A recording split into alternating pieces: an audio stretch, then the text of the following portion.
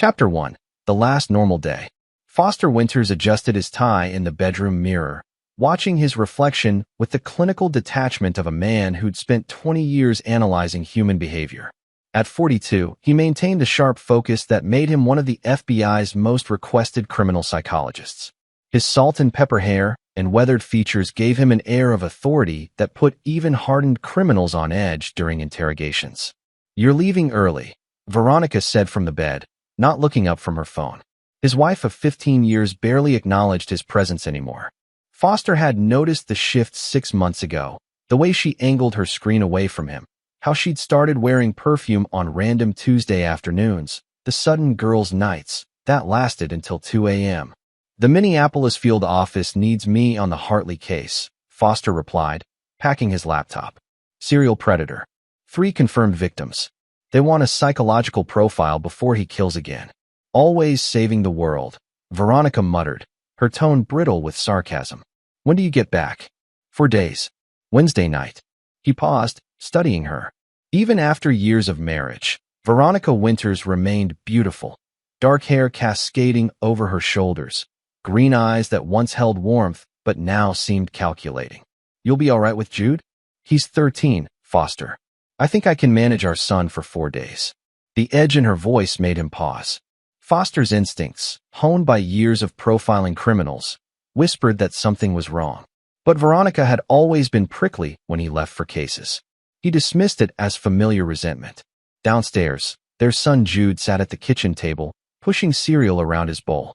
The boy had Foster's analytical eyes, but Veronica's delicate features.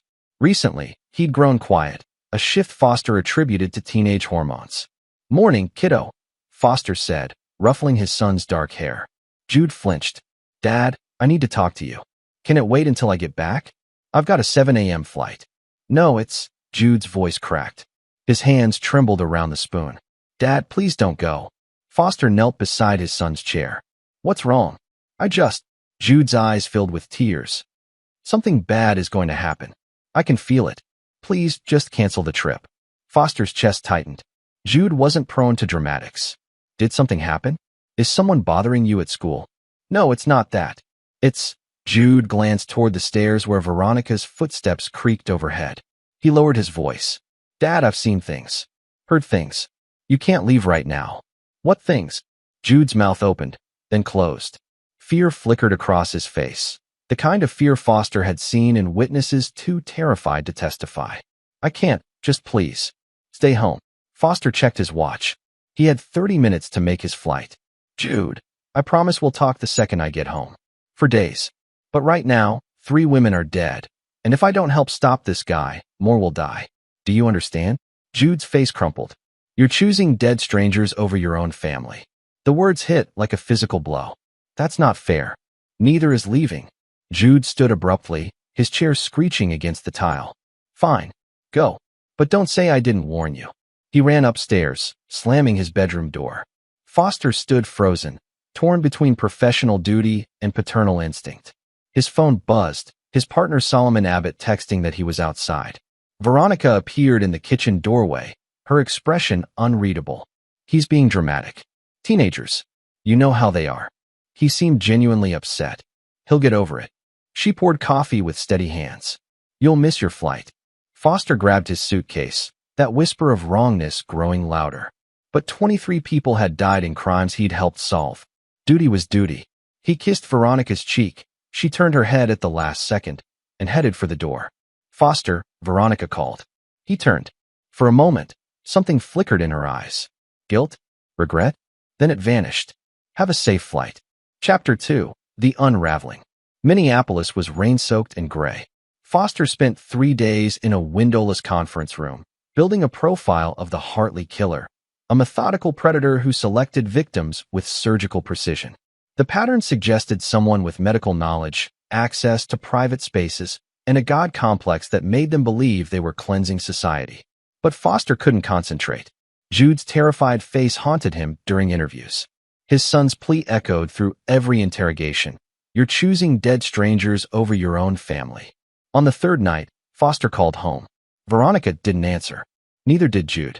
He tried again at 11 p.m. Midnight. Nothing. Solomon noticed his distraction over case files. You good, man? My kid was upset before I left. Now nobody's answering. They're probably asleep. Call in the morning. But Foster didn't sleep.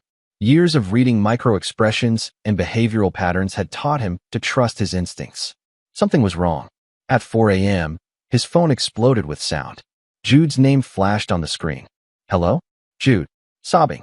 Raw, hysterical sobbing that turned Foster's blood to ice. Dad? Dad? I told you not to go. Jude's voice was barely recognizable through the tears and panic. It happened. You need to come home now. Jude, calm down. What happened? Are you hurt? I'm not. It's not my blood, Dad. There's so much blood. The line went dead. Foster's hands shook as he called back. Voicemail. He tried Veronica. Straight to voicemail. He called the house landline, his heart hammering. No answer. Solomon. Foster burst into his partner's hotel room. I need to get home. Now. What's going on? I don't know, but my son just called hysterical, said something about blood. Solomon was already grabbing his keys. Let's go. They made the 4-hour drive in 2.5, Foster's mind racing through possibilities. A break-in. An accident. Jude hurt. Veronica hurt. Both hurt. The scenarios spiraled darker with each mile. When Foster's car screeched into his driveway at 2 p.m., his stomach dropped. Jude sat on the porch steps, wearing different clothes than that morning, but his hands were stained dark red. His face was pale, eyes vacant with shock. He pointed upstairs with a trembling finger. Foster sprinted past him, taking stairs 3 at a time. The master bedroom door was ajar. He pushed it open and froze. The room was destroyed. Furniture overturned. Lamp shattered. Picture frames smashed. And blood. Spatters across the white walls. Pools on the hardwood floor. The bed sheets were soaked crimson. But no bodies. Veronica. Foster's voice cracked. He checked the bathroom, the closet, the other bedrooms. Empty. He ran back downstairs where Jude sat motionless. Solomon was crouched beside the boy, speaking quietly. Jude. Foster grabbed his son's shoulders. Where's your mother? Whose blood is that? Jude's eyes finally focused. Mom's gone. She left with him. With who? Jude, what happened? Dominic. The name came out as a whisper. Dominic Ali. He's been coming here for months. When you're at work. When you're on cases. I tried to tell you, but I was scared. And then yesterday he moved in while you were gone, Dad. He just moved in like he owned the place. Foster's vision tunneled. Your mother's having an affair. It's worse than that. Jude's voice was hollow. Last night, I heard them fighting. Yelling. About money. About you. About leaving. I heard Mom say she wanted him gone. That this was a mistake. He got angry. Really angry. I heard crashing and Mom screaming. Foster's hands tightened on Jude's shoulders. Did he hurt her? I don't know. I grabbed the baseball bat from my room and ran to stop him. When I opened the door, Jude's face crumpled. Dominic had her by the throat against the wall. She was crying. I hit him with the bat. In the back. He turned around and the boy started shaking violently. Solomon wrapped a blanket around him. He hit me back. Knocked me down. I thought he was going to kill me, but Mom started screaming at him to stop. She said I was just a kid, that this wasn't part of the plan. Then Dominic, he laughed. He said I should have listened to my instincts and told you sooner. That now it was too late. Foster felt like he'd been punched. What plan? I don't know. They left together. Mom was holding a bag. Dominic's nose was bleeding from where I hit him. That's how the blood got on me when I tried to pull Mom away. She looked at me and said, she said I'd understand when I was older. Then they just left. Foster stood, his mind reeling. His wife had been cheating. The affair partner had gotten violent with his son, and they'd fled together, suggesting premeditation. We need to call the police, Solomon said. No. Foster's voice was cold. Not yet. Foster, your wife assaulted your kid and fled with her boyfriend. This is a criminal matter. And say what? That my 13-year-old hit an intruder with a bat. The intruder hit him back, and they left? No crime we can prove. No witnesses except Jude. It becomes he said, she said. Foster's jaw clenched. Veronica knows I won't put Jude through that. She's counting on it. He walked into his home office and booted up his computer. Years of FBI work meant he had access to databases most people didn't. He pulled up Dominic Ali's name. What appeared made his blood run cold. Dominic Ali, 38, had a record. Assault. Fraud. Restraining orders from 2 ex-girlfriends. One ex-wife who'd filed a police report claiming he'd tried to kill her, but dropped charges after reconciling. She disappeared 6 months later. No body ever found. Jesus Christ, Solomon whispered, reading over Foster's shoulder. Your wife is with a guy who probably murdered his last partner. Foster's hands curled into fists. Veronica might be a cheater, but she was still Jude's mother. And this predator had put his hands on Foster's son. I need to find them, Foster said quietly. Let me help. No, this isn't official business. I won't drag you into. Foster. Solomon gripped his shoulder. I've known you for 8 years. You're my partner. You're going after them whether I help or not. So I'm helping. Foster looked at his son, still wrapped in the blanket, staring at nothing. The boy who'd tried to warn him, who'd stood up to a violent predator to protect his mother, even after she'd betrayed them both. Something cold and methodical settled in Foster's chest, the same detachment he used when profiling killers. Except now, he wasn't studying monsters. He was becoming one. Chapter 3. The Discovery. Foster sent Jude to stay with his sister Stephanie McClure in Philadelphia. The boy didn't want to leave, but Foster couldn't have him in the house while he planned what came next. Stephanie didn't ask questions when Foster showed up at her door at midnight with a traumatized teenager. How long, she asked. As long as it takes. Foster, whatever you're planning. Don't. His voice was ice. Don't ask. Don't know. Just keep him safe. Back home, Foster transformed his office into a command center. He'd spent 2 decades hunting killers. Now he'd use every tool, every technique, every psychological manipulation he'd learned to hunt down his wife and her predator boyfriend. Solomon returned with coffee and a folder. I pulled everything I could without raising flags. Dominic Ollie moved to Denver 6 months ago. Works as a business consultant, which means nothing. No fixed office. Lots of cash transactions. He's smart. Keeps his digital footprint minimal. Veronica's credit cards? Canceled. She withdrew $15,000 from your joint account the day you left for Minneapolis. Her phone's off. She's not using email or social media. Foster pulled up their cell phone records. Veronica had been texting one number obsessively for 6 months, hundreds of messages daily. The number traced to a burner phone, now disconnected. They planned this, Foster said. The timing, getting me out of town, the cash withdrawal. She knew exactly what she was doing. Why not just divorce you? Colorado's a no-fault divorce state. She'd get half of everything, but it takes time. Paperwork. Lawyers. Foster's jaw tightened. Whatever they're planning, they needed to move fast. He opened Veronica's laptop. She'd left it behind, probably thinking it was clean. But Foster had taught courses on digital forensics. Within an hour, he'd recovered deleted emails. What he found made him want to put his fist through the wall. The affair had started 8 months ago when Dominic approached Veronica at a gallery opening. The early emails were flirtatious, escalating to explicit. But around month 3, the tone shifted. Your husband has access to everything, Dominic had written. Police files, FBI databases, court records. Think what we could do with that information.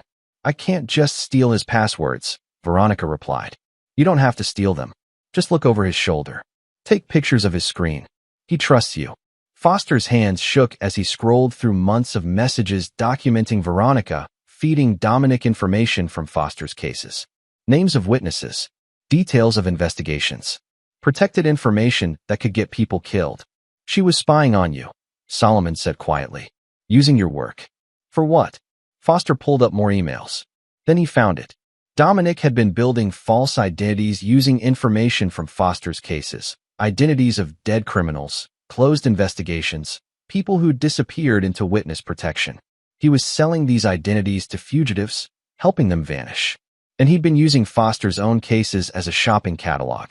That son of a bitch was using me, Foster whispered. Every case I closed, every criminal I put away, he was mining the data for his identity business. So Veronica was the inside source.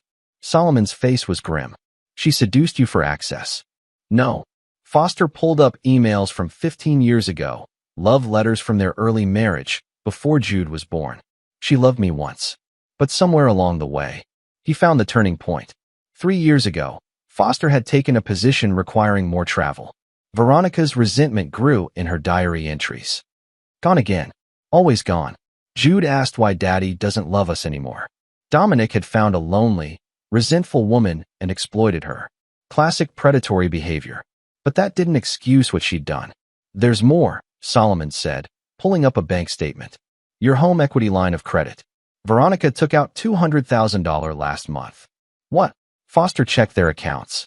The money was gone, transferred to an offshore account he couldn't trace. She mortgaged our house without telling me? Technically, both your names are on the title. She had the right. Foster stood, pacing. His wife had stolen from him, betrayed him, endangered his cases, and fled with a violent criminal who'd assaulted their son. Rage burned through his chest, white-hot and consuming. But beneath the rage, something colder took hold. The analytical part of his brain that profiled serial killers, that predicted behavior, that found patterns in chaos. Veronica and Dominic had made mistakes. They always did. They think they're smart, Foster said quietly. Dominic thinks he's played me perfectly. Veronica thinks I won't come after her because of Jude. Will you? Foster turned to his partner. Dominic Ollie has a type. Vulnerable women with resources. He seduces them, manipulates them, uses them until they're empty, then discards them. 2 ex-girlfriends have restraining orders. 1 ex-wife vanished. Now he has my wife, who just handed him $200,000 in access to FBI intelligence. You think he'll kill her? I think he's already planning it. Once the money runs out, or she becomes a liability. Foster pulled up Dominic's criminal profile. But he's arrogant. That's his weakness. He thinks he's untouchable because he stayed ahead of the law. He doesn't know that the person hunting him now isn't bound by legal restrictions. Solomon was quiet for a long moment. What are you planning? To do what Dominic does. Get inside his head. Predict his moves. Make him think he's winning. Foster's eyes were cold. And then destroy him in a way he'll never see coming. And Veronica? Foster looked at photos on his desk.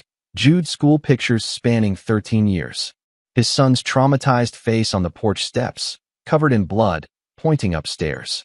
She made her choice, Foster said. Now she lives with the consequences. Chapter 4. The Hunter's Trap. Foster spent 3 days building Dominic's psychological profile. Every case report, every ex-girlfriend's testimony, every police complaint painted the same picture. A narcissist with a god complex who targeted women for resources, manipulated them psychologically, then disposed of them when convenient. But Dominic was smart. He never left evidence, never made mistakes that could be prosecuted. He existed in legal gray zones, destroying lives without technically breaking laws anyone could prove. Foster needed leverage, something to draw Dominic out or turn Veronica against him. The answer came from an unexpected source. I found something, Solomon said, bursting into Foster's office at 3 a.m. Foster hadn't slept in 40 hours, surviving on coffee and cold fury. One of Dominic's fake identities popped up. He used it to rent a cabin in Wyoming under the name Marcus Hartley. Foster's blood ran cold. Marcus Hartley, the serial killer I was profiling in Minneapolis. It's not a coincidence. Dominic's been watching you for months, probably years. He chose that specific identity to mock you, using a case you're actively working on. It's ego. He wants you to know how smart he thinks he is. Foster pulled up the rental information. The cabin was remote, in the Teton Mountains, paid for 2 weeks. They're there. We can call Wyoming PD. Have them picked up for identity fraud. No. Foster stood. The moment cops show up, Dominic lawyers up. Veronica claims coercion. They walk, and I lose any chance to end this permanently. Foster, what are you talking about? I'm talking about justice that works. Foster grabbed his jacket. The legal system can't touch Dominic. He's too careful. But I can. By doing what? Killing him? That makes you the monster. I'm not going to kill him. Foster's smile was predatory. I'm going to make him destroy himself. The drive to Wyoming took 9 hours. Foster barely noticed the landscape. His mind ran through scenarios, contingencies, psychological triggers. Dominic thought he was a master manipulator. Foster would show him what a trained psychologist could do when morality wasn't a constraint. The cabin sat isolated at the end of a dirt road, surrounded by pine forest. One vehicle in the driveway, a black SUV registered to a shell company. Dominic's style. Foster parked a mile away and hiked in at dusk. His FBI training included surveillance techniques. He circled the cabin, noting exits, sight lines, vulnerabilities. Through the window, he saw them. Veronica sat on a couch, looking miserable. dark circles under her eyes, hair unwashed. She'd lost weight. Dominic stood over her, gesturing angrily, his body language aggressive. Foster couldn't hear the words, but he read the interaction perfectly. Dominic was berating her. Veronica was crying, shaking her head. The money was probably gone. She'd become a liability. He watched as Dominic grabbed Veronica's arm, yanking her up. She stumbled. He shoved her toward the bedroom. Not a killing, yet. But soon. Maybe tonight. Maybe tomorrow. Foster had arrived just in time. He waited until midnight, until the cabin went dark. Then he approached the door and knocked. Silence. Then footsteps. Dominic's voice, wary. Who is it? U.S. Marshal Service. We need to speak with Marcus Hartley. The door cracked open. Dominic's face appeared, calculating. I think you have the wrong. Foster kicked the door inward, slamming it into Dominic's face. The man staggered back, blood erupting from his nose. Foster was inside before Dominic could react, slamming him against the wall. Where's Veronica? You're not a marshal, Dominic gasped. You're the husband. Foster Winters. Very good. Foster's forearm pressed against Dominic's throat. Where is she?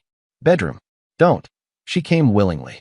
Foster threw him aside and found Veronica curled on the bed, fully dressed, eyes red from crying. She looked up and gasped. Foster, get up. You're leaving. I can't, Hill. Hill what? Kill you? He was planning to anyway. Foster grabbed her arm, pulling her up. You have one chance to survive this. Take it. In the living room, Dominic had recovered, holding a knife. You're trespassing. She stays. This is between her and me. Put the knife down, Foster said calmly. Or I put you down. Your choice. Dominic lunged. Foster had been trained in defensive tactics at Quantico, but this wasn't about defense. This was about ending a threat. He sidestepped the knife thrust, grabbed Dominic's wrist, twisted until bones cracked. The knife clattered to the floor. Foster's fist connected with Dominic's jaw, then his ribs, then his jaw again. Dominic collapsed, gasping. You hit my son, Foster said quietly, standing over him. You terrorized my wife. You used my cases to help criminals escape justice. People might have died because of you. I'll file charges, Dominic wheezed. Assault. You'll lose your badge. No, you won't. Foster crouched down. Because if you go to police, I go to police. I'll testify about the identity fraud. Your fake identities. The offshore accounts. Veronica will testify about the domestic violence. And then I'll make sure every criminal you sold identities to knows who the leak is. How long do you think you'd survive? Dominic's eyes widened with fear. You're good at manipulating women, Foster continued. But you're not good at real consequences. So here's what's going to happen. You're going to disappear. Change your name again, leave the state, and never contact Veronica or my family again. If I see you, if I hear your name, if you so much as send an email, I'll make sure you face every criminal and victim you've ever wronged. And Veronica? Dominic asked. Foster looked at his wife, trembling against the wall. She's coming home to face what she's done. Chapter 5, The Reckoning. The drive back to Denver was silent. Veronica sat in the passenger seat, staring out the window. Foster kept his eyes on the road, hands white-knuckled on the steering wheel. I'm sorry, she finally whispered. Don't. Foster, I need you to understand. You stole from me. You betrayed our family. You gave a criminal access to federal investigations. You let that monster hit our son. Foster's voice was flat. There's nothing you can say that will make this okay. I was lonely. You were never home. Every case, every trip, every time you chose work over us. So you chose to destroy us instead? Foster's jaw clenched. You had options, Veronica. Counseling. Conversation. Divorce. You chose crime. She was crying now. Dominic said he loved me. Said we'd start over somewhere new. That you'd never appreciate me like he did. And you believed him. I was stupid. I know that now. When we got to Wyoming, he changed. Got mean. Took all the money. Said I was worthless without my connections. That once he was done with me. Her voice broke. I was so scared, Foster. I thought he was going to kill me. Foster felt no sympathy. Only cold calculation. Why did you really take the money? Veronica's head snapped toward him. What? $200,000 in cash. That's not runaway money for two people. That's payoff money. What were you paying for? She was silent too long. Veronica, what did you buy? Papers, she whispered. New identities. For me and someone else. Dominic said we needed clean passports, birth certificates, the whole package. He had a guy in Vegas who could do it. Someone else. Not Dominic. She nodded. He said he had a partner. Someone helping him with the identity business. But I never met them. He kept that part separate. Foster's mind raced. A partner meant Dominic had more leverage than he'd revealed. Meant there were more people involved, more victims, more damage. And it meant Dominic had lied during their confrontation. He'd pretended to be alone, vulnerable. But he had backup. Did you give this partner any information about my cases? Veronica wouldn't meet his eyes. Dominic said his partner needed details on the witness protection program. How people get relocated. What identities they get.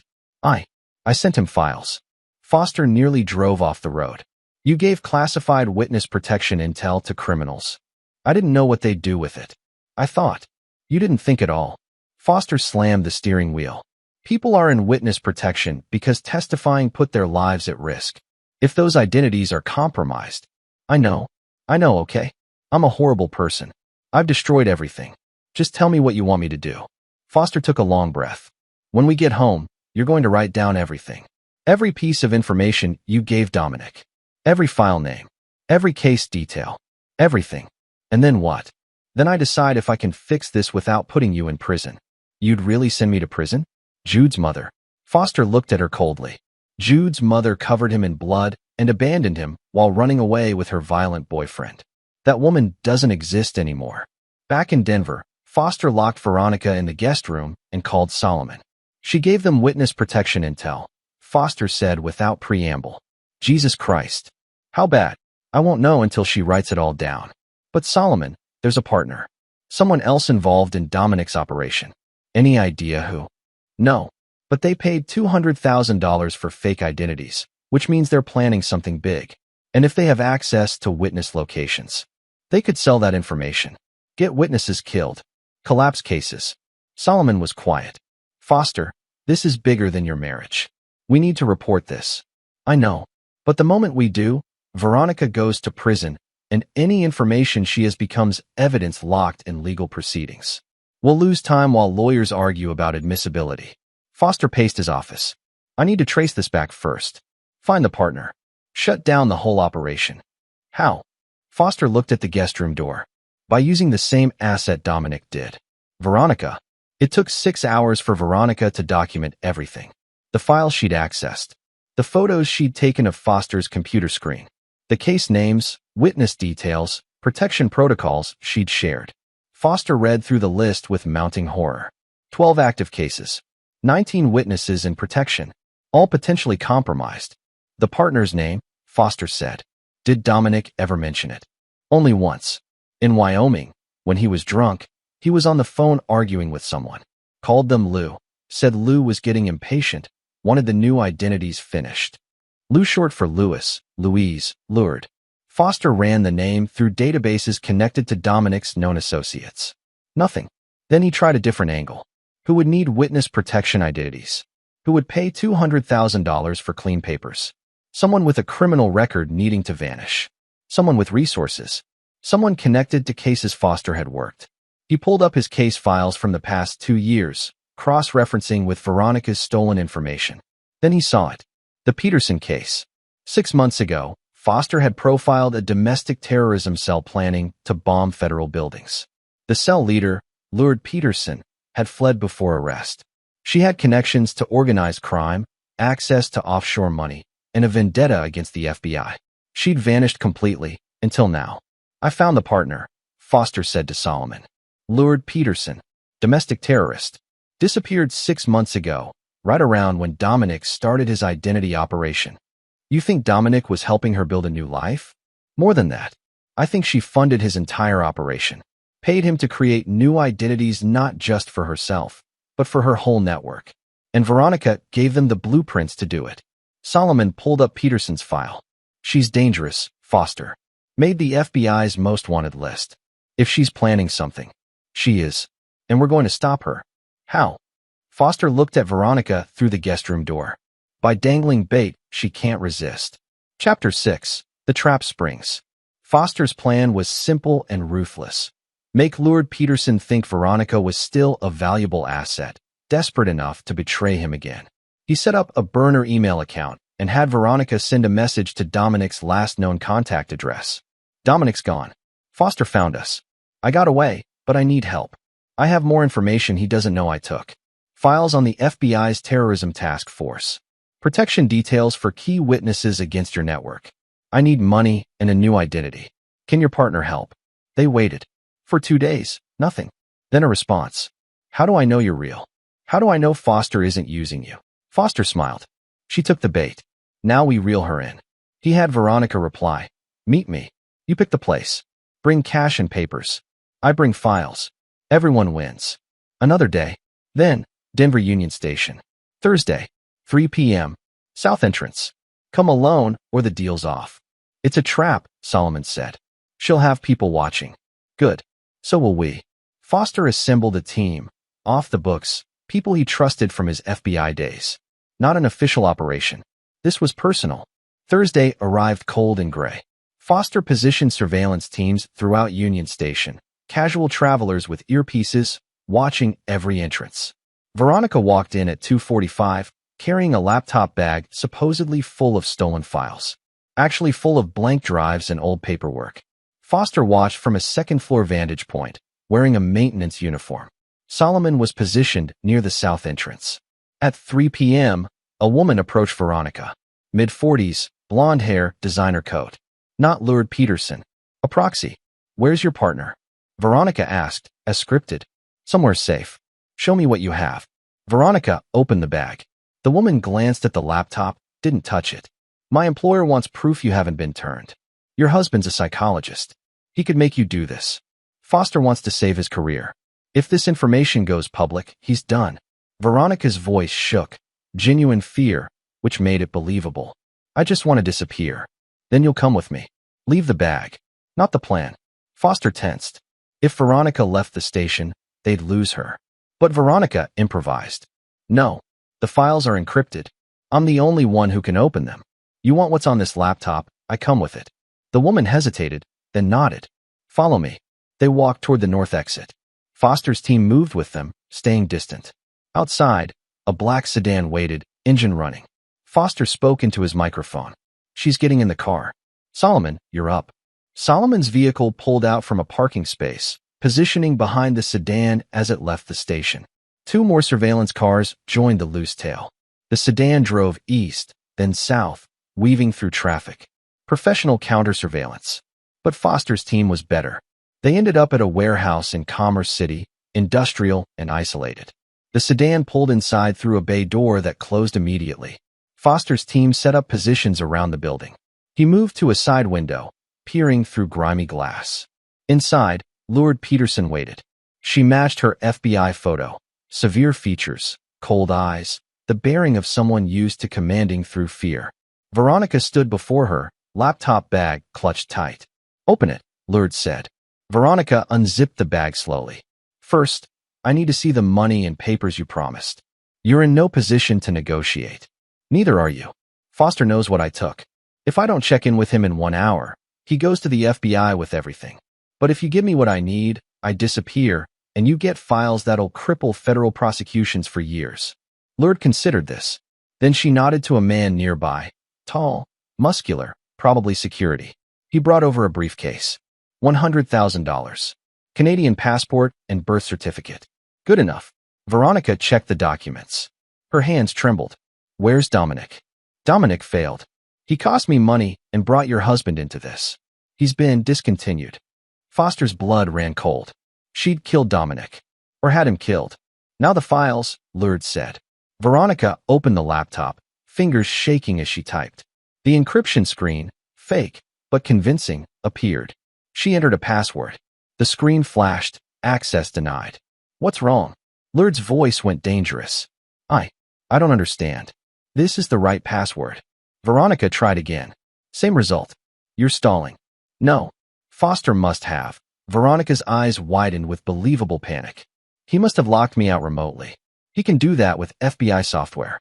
I didn't think. You brought me nothing. Lord pulled a gun.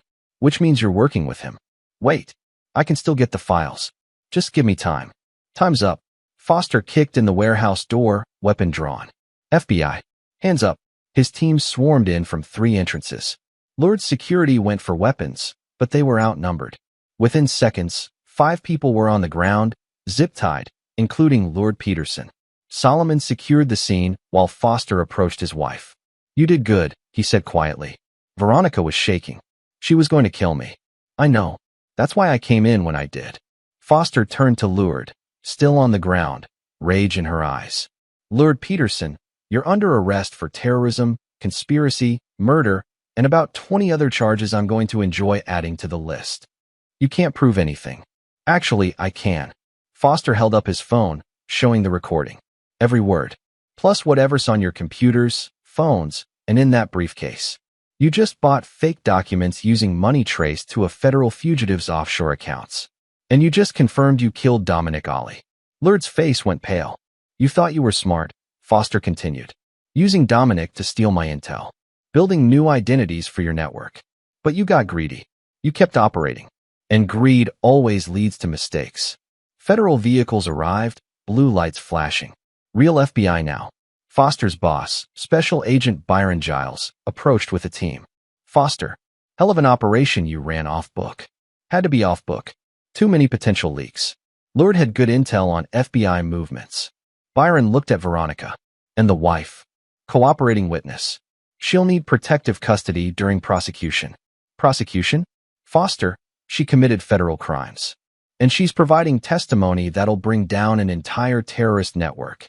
Foster's voice was steel. "That's worth a deal." Byron studied him, then nodded. "We'll discuss terms. But Foster, your marriage is over." "But that's my problem, not the FBI's." Chapter 7. The Aftermath. The legal proceedings took months. Lord Peterson faced 37 federal charges. Her network, 19 people, was rounded up using the false identities Veronica had helped expose. The irony wasn't lost on Foster.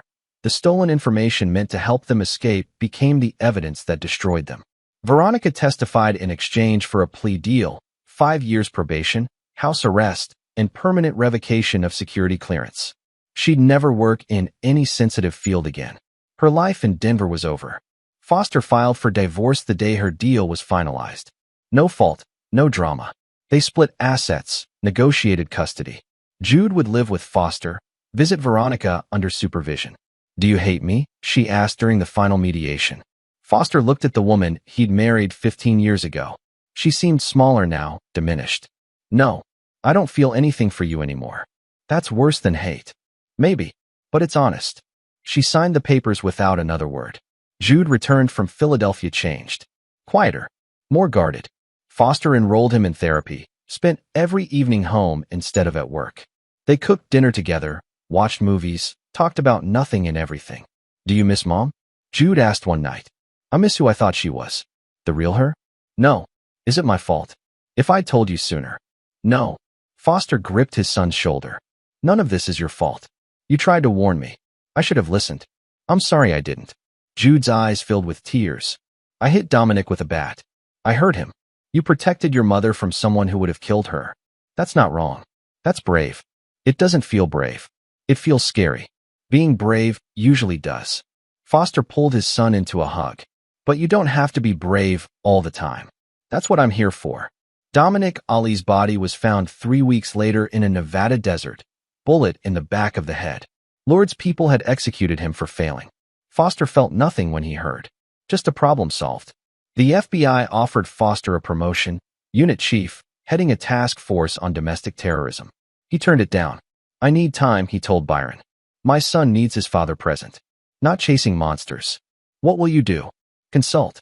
Teach. Be home for dinner." Foster smiled without humor. "Turns out my wife was right about one thing. I was never home. I chose the job over my family. That's not happening again." "For what it's worth, Foster, you did good work here. Dirty, complicated, ethically questionable work. But good. I broke about 15 federal laws bringing Lured down. And saved dozens of lives doing it. Sometimes justice isn't clean." Foster thought about that. About the line between law and justice, between right and wrong. He'd crossed lines he never thought he would. Used his skills for revenge disguised as rescue. Manipulated his wife, threatened a man, ran an illegal operation. But Lord Peterson was in prison. Her network was dismantled. Witnesses were safe. And Jude was home, healing, with a father who'd learned the hard way what really mattered. Maybe that was justice enough. Chapter 8. The Final Pieces. 6 months later, Foster's life had found a new rhythm. He'd taken a position teaching criminal psychology at the University of Denver, a job that ended at 5 p.m., no late nights, no travel. Jude thrived with the stability. His nightmares decreased. He smiled more, started bringing friends home. But Foster couldn't shake the feeling that something was unfinished. It came to him during a faculty meeting when a colleague mentioned identity theft. Foster's mind snapped to Dominic's operation. They'd arrested Lourdes' network, shut down the fake identity production. But the man in Vegas, the forger who created the documents, had never been found. Foster went back through the evidence. Veronica remembered Dominic mentioning a guy in Vegas, but no name. Lourdes' people claimed not to know the supplier. Dominic handled that relationship directly. But Foster knew how criminals operated. There'd be a trail. Always a trail. He pulled up the $200,000 transaction Veronica had made. The offshore account was a dead end, but the money had to move through the system eventually. Foster had a friend at FinCEN, the Financial Crimes Enforcement Network. Off the books, the friend traced the funds. They'd been transferred through 3 accounts before landing in a Vegas casino account belonging to Louis Whitaker, owner of a printing company, 2 prior arrests for forgery, known associate of organized crime. Foster flew to Vegas on a weekend. Told Jude he was visiting his sister. No lies anymore, but some truths were better shared later. Whitaker's print shop was in a strip mall near the airport. Foster watched it for a day, noting the security cameras, the lack of legitimate customers, the way people slipped in through the back door with manila envelopes. This wasn't just about closing a case. This was about ensuring no one else could buy the kind of false identity that let Lourdes Peterson terrorize innocent people. Foster waited until closing time, then walked in through the front door. Louis Whitaker looked up from his desk, mid-50s, gray beard, reading glasses. "We're closed." "I know." Foster sat down uninvited. "I'm here about the documents you made for Dominic Ollie and Lourdes Peterson." Whitaker's hand moved toward a drawer. Foster was faster, slamming it shut before the man could grab whatever weapon he kept there. "I'm not law enforcement," Foster said. "I'm the man whose life Dominic tried to destroy. And I'm giving you a choice." "I don't know what you're talking about." Foster slid photos across the desk. Louis with Dominic. Bank records. Sample documents matching those found in Lourdes' warehouse. "You made passports, birth certificates, social security cards for a terrorist organization. That's life in federal prison. But I'm willing to forget what I know if you do something for me." Whitaker studied the photos. "What do you want?" "Your client list. Everyone you've made documents for in the past year. Every criminal you've helped escape justice. That's my death warrant. Those people find out I talked. Then you better disappear yourself. But if you don't give me the list, I give these photos to the FBI tomorrow. You'll spend the next 30 years in prison wondering if one of your old clients will find you there." Foster leaned forward. "Or you give me the list, take your money, and vanish. I don't care where. I don't care how. But you're done making fake IDs for terrorists and murderers." Whitaker was silent for a long moment. Then he opened his safe and pulled out a thumb drive. "Encrypted?" Foster asked. "Yes." "Password?" Whitaker hesitated, then wrote it on a piece of paper. Foster stood, pocketing the drive. "If this is fake." "It's not." Whitaker's shoulders slumped. "You're right. I'm done. I've been doing this 20 years. Only a matter of time before it catches up." Foster paused at the door. "For what it's worth, what you did helped kill a lot of people. Witnesses who testified and died because the people they testified against bought new identities from you. Families destroyed. Lives ended. I know." Whitaker looked old suddenly. "I tell myself I'm just a printer. Not my fault what people do with the documents. But that's bullshit, isn't it?" "Yeah, it is." Back in Denver, Foster gave the thumb drive to Byron Giles. No explanation how he obtained it, just that it contained actionable intelligence. "Foster, if this came from an illegal source, it came from a confidential informant. That's all you need to know." Byron looked at him for a long moment, then took the drive. "You're playing a dangerous game. The game's over. I'm done chasing ghosts." "Are you?" Byron asked. "Because from where I'm sitting, you're still hunting." Foster thought about Whitaker's broken expression, about Lourdes rotting in prison, about Dominic dead in the desert. about justice and revenge and the thin line between them. Maybe, Foster admitted. But at least now I'm hunting for the right reasons. That night, Foster sat with Jude watching a movie. Halfway through, his son turned to him. Dad, can I ask you something? Always. Did you hurt the people who hurt us? Foster considered lying, protecting his son from the ugly truth. But Jude deserved honesty. Some of them. Yes. Good. Jude's voice was fierce. They deserved it. Jude. Don't tell me revenge is wrong or that violence doesn't solve problems. I know what Mom did. I know what Dominic did. And I'm glad they're suffering for it. His hands clenched. Does that make me a bad person? Foster pulled his son close. It makes you human. Wanting bad people to face consequences isn't wrong. It's natural. But letting that want consume you, letting it make you do things you can't live with, that's when it becomes poison. I stopped those people. I made them pay, but I didn't become them. That's the difference. Jude was quiet, processing. Do you regret any of it? Parts. I regret not listening to you sooner. I regret the laws I broke. But do I regret stopping Lourdes? Protecting you? No. I'd do it again. Then I'm proud of you. Those simple words broke something in Foster's chest. Pride from his son, earned through fire and loss and choices that would haunt him forever. Thank you, Foster whispered. That means everything. Chapter 9, The New Winter. 1 year later, Foster stood in the backyard of their new house, smaller than the old one, but without the ghosts. Jude had friends over, laughing and playing basketball. The sound was medicine. Veronica had moved to California, served her probation, and remarried quickly, some tech entrepreneur who didn't know her history. Foster felt nothing about it. That chapter was closed. Lord Peterson's trial had concluded. Life sentence, no parole.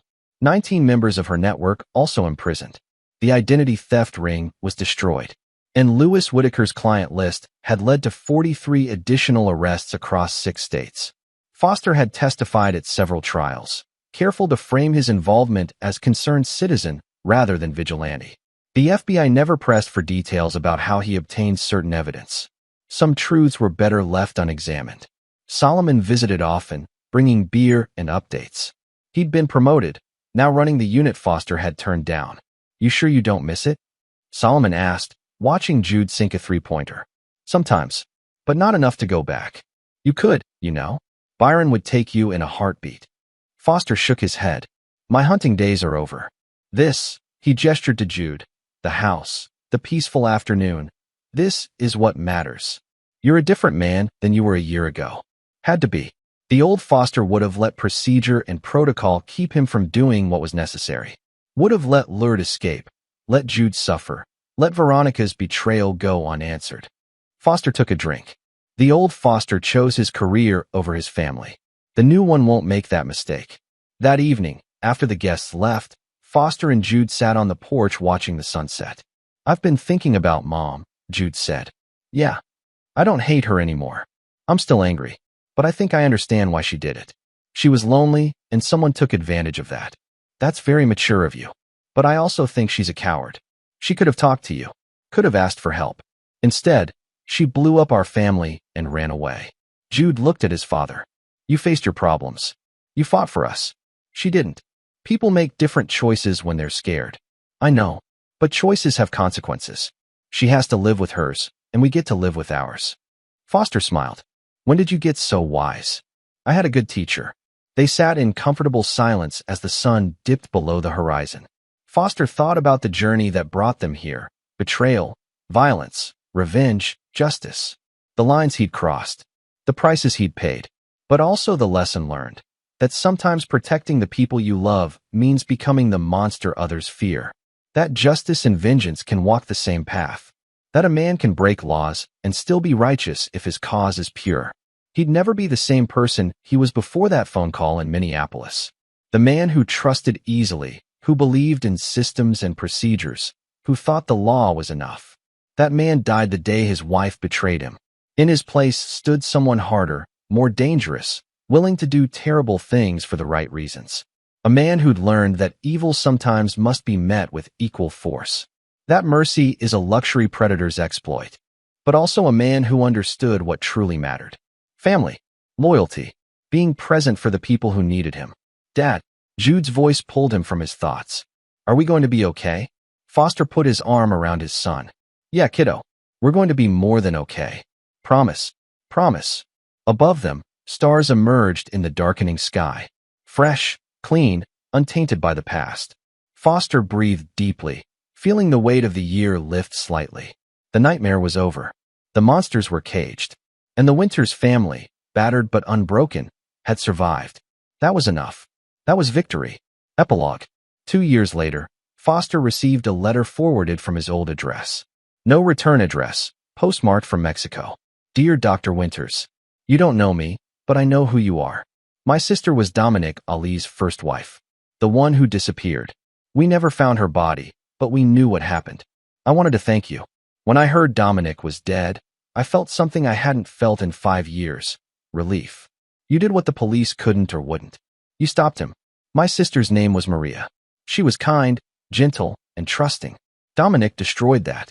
She's never coming home, but at least he can't hurt anyone else. Whatever you did, however you did it, thank you. You gave our family closure. I hope you and your son find peace. Gratefully, a sister who can finally breathe. Foster folded the letter carefully. He'd never told anyone about his confrontation with Dominic in Wyoming, about the threats he'd made, the violence he'd used. Officially, Dominic had been killed by Lourdes people. But Foster knew the truth. He'd set events in motion that led to Dominic's death. Pointed Lourdes at a liability. Let nature take its course. Was that murder? Self-defense? Justice? He didn't know anymore. Didn't care to parse the ethics. Dominic Ali hurt people. Destroyed lives. Terrorized women. Hit children. Now he was gone. And Foster Winters, husband, father, teacher, former FBI profiler, occasional vigilante, slept soundly every night knowing the monsters he'd fought were either caged or buried. Some might call that revenge. Foster called it winter, cold, unforgiving, but necessary for the spring that followed. And in the warmth of that new season, he and Jude built their lives again. Together. Unbreakable. This is where our story comes to an end. Share your thoughts in the comments section. Thanks for your time. If you enjoy this story, please subscribe to this channel. Click on the video you see on the screen, and I will see you there.